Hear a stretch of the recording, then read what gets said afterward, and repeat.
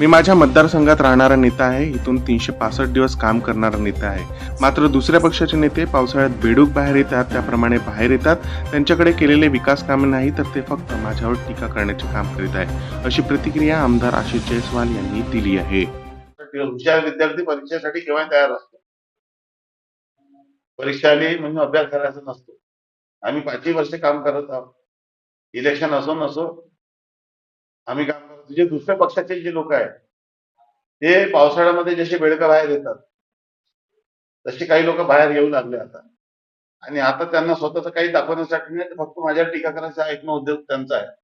ते स्वतःच्या कर्तृत्वाने स्वतःच्या कामाने मतं मागू शकत नाही. आम्ही विरोधकांवर टीका करून मतदान मागणार नाही.